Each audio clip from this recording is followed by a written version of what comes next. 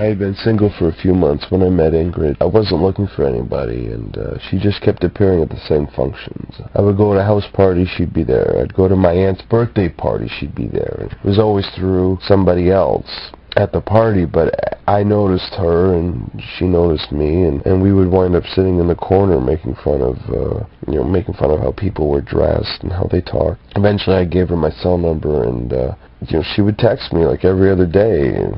She invited me to dinner. She didn't want me to think of it as a date, just two people that like each other going out to dinner, so there's no pressure on it. We arrived in separate cars because Ingrid didn't want me to think of it as a date. Some steakhouse, really dim lights, soft jazz, but a real restaurant, food on plates, nothing out of cardboard or in a plastic tray. After dinner, we walked for hours through this really old neighborhood. Lots of brown stone townhouses, bent steel fences, those old century like lampposts, And we walked around Lakeshore, and I kissed her first. I knew that she wouldn't kiss me. She wanted to. It was funny because she told me like a week later that she wanted to kiss me, but she thought I was going to reject her. And I kissed her, and it was nice. We kissed. I put my hand in her blouse and under her bra, and she was wearing one of those long coats. So anybody walking along the street, if they noticed that I was pawing her, they didn't say anything. It was after midnight. There were very few people on the street. Normally, I didn't do things like that. She was very gentle at first. I wish she had stayed that way. We'd be in a better place if she had stayed gentle.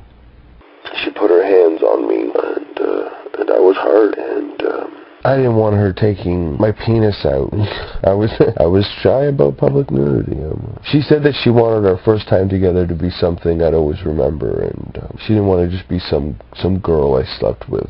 She wanted to be somebody I'd remember, and I thought that was sweet. We were walking back to where our cars were parked by the restaurant, and she told me about her last boyfriend and all this regret that she still had. This is what a guy wants to hear, after making out with somebody. 1 minute she's whispering in my ear, "You're so hot, I want you inside of me," and then she's talking about her ex. I asked why they broke up, and she said that her ex made her feel like a coward. And I said, "A coward about what?" Ingrid said that she wanted Ingrid said that her ex-boyfriend wanted them to break into other people's house and have sex there. They wouldn't vandalize anything or steal any of the belongings. They would just break in, have sex, and then try to get out without getting caught. I was intrigued by this. This was late. We're in a nice community. I figured, why not? She didn't pressure me the first time. I wanted to experience what that was, and we did. We right down the street from the restaurant and went behind this garage of some laneway house. We went into the backyard, and I kept thinking the whole time, there's going to be a dog, and the dog's going to run out and bite us. Well, I figured she'd get away. Ingrid would get away, and I would get bit by some dog. I don't know why I thought that, but that was all I was thinking. We went around back and very carefully opened the door to this sunroom. The family had added on to the back of the house, kind of like a rear patio all windowed in. I took off my pants and underwear, just enough for entry. I barely got the condom on, and you wouldn't believe how much noise you make when you're trying not to make noise. She just laid on her back, and she, looked around to make sure nobody was coming. I remember taking the time to nibble her ear, but I was scared the whole time. I was up and dressed, and she just laid there with this really intense look on her face. I was halfway down the driveway before she even came out of the house. I never ran so quickly. The living room light came on just as we walked off the driveway. And I just ran. I think I never ran so quickly in my life. We get back to the restaurant parking lot. We don't say goodbye or kiss. We just get in our separate cars and drive away. I didn't hear from her for a few days, and then she had texted me that her neighbors were going away, and they wanted her to stop by and walk. water their plants. They had these special types of ferns. They had to be moist all the time, and Ingrid didn't have to water the plants. She had to reload the water in the humidifier. I figured at least this time, you know, we'd be fucking in a proper bed and not a back porch on top of throw pillows. And we did. We turned off all the lights and opened all the blinds and curtains. And his neighbors had a large bay window that opened out onto the street. We turned off all the lights and opened all the blinds and curtains, and Ingrid's neighbor's place had a large bay window that opened onto the street. Anybody walking by the window, they needed to only glance into the house and they would have seen us. You know. When Ingrid's neighbors returned, we had dinner at my apartment one night, and Ingrid seemed really distracted. I didn't know why. She didn't want to do anything. I tried holding her hand, talking to her. I asked her what was wrong, and she shrugged. I asked her if she wanted to go out into the balcony for a nightcap, and she lit up. You know, we barely got outside, rubbing me all over and kissing my neck, and I enjoyed the affection, but I was distracted by the fact that she kept looking down from the balcony to see if anybody was looking up at us. You know, I felt like I didn't talk to her for a week. No texts, no emails, nothing. And then she just shows up at work one day as I'm leaving, you know, and she's like, "What are you doing?" And I said, "Well, I was going to get some coffee." She invites herself along to my coffee run, and she tries to laugh it off, like she tried to laugh off, you know, everything.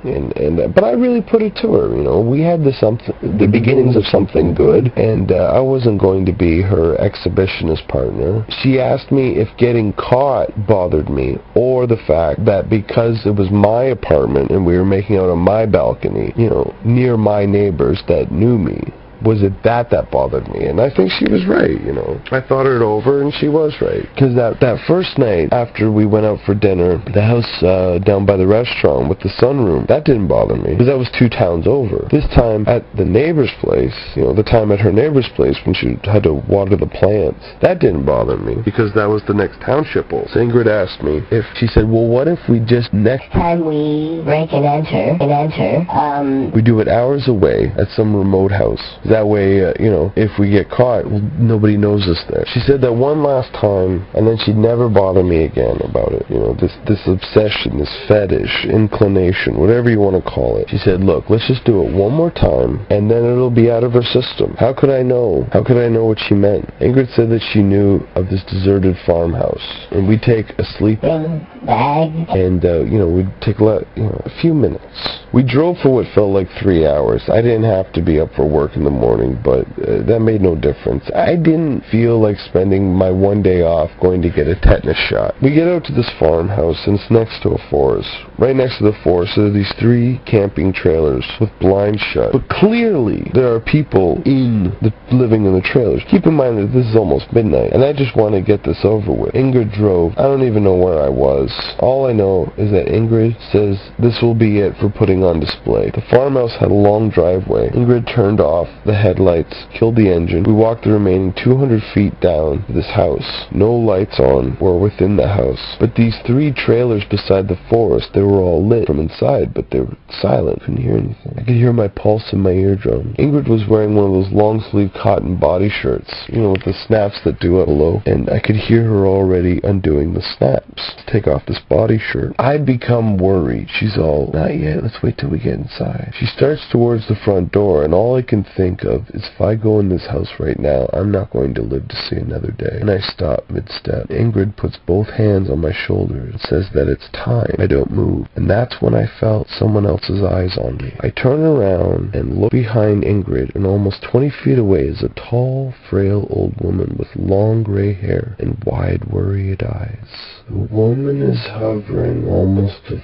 foot and a half off the ground. The old woman says, get in the house. I wanted to scream, but I couldn't. I started to cry, and the old woman rose up in the air, 20, 30 feet into the air, and said, get into the house. Ingrid opened the front door and tried pulling me in. I ran past the floating woman, and I could hear myself scream. I ran to the car, got inside, locked the door. Out of the trailers come a dozen men wearing gas masks and boxer shorts, and that was all. They grab Ingrid and they drag her out into a field. This was when I noticed that the keys were still in the ignition. I backed the car out as fast as I could, and I could hear Ingrid yelling that it wasn't her fault at them. I drove for hours. It's her car. I'm just driving. I don't know where I am. I drove through every stop sign. I kept hoping that a cop would pull me over just so I could see a cop and explain to them what had happened. Eventually, I found my way back home. I never heard from Ingrid again. I left her car out in my visitor's parking section for a couple of weeks, but eventually I just drove it to a shopping center and left it there. Are we finished here? 'Cause I have to get back to work.